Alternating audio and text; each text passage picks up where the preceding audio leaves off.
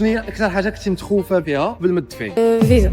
قدمي يا راسك دابا. بشرى أهمش 23 عام، هاد العام نقرا ماستر إن شاء الله. وشنو التخصص اللي كنتي قريتي؟ قريت جيستيون، باركور جيستيون. شنو غتمشي تقراي ان شاء الله في بولند؟ إن شاء الله غنقرا لوجيستيك. وين مدينه؟ روكلو. كي دازت لا بروسيدور مع خطوه، وشنو هي اول حاجه بديتي بها باش تواصلتي معاه؟ أول حاجة بديت بها هي كنت غير كنقلب على شي أجونس اللي تقدر زعما تعاوني فاش ندفع. من بين لي زاجونس الأولين اللي طلعوا لي هي خطوة ديالكم. أي كونتاكت قدام صافي البروسيس كان سهل بزاف، قالوا لي لي بابي اللي خصني ندفع كاملين.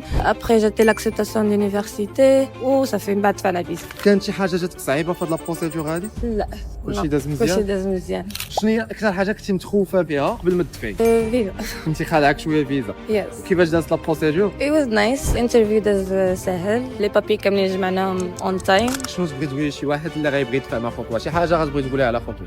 Trust them and everything will be alright. ان شاء الله. ثانك يو سو ماتش. Thank شي حاجه you. تبغي تقولها لماماك؟ انت حشا بزاف. تفشل.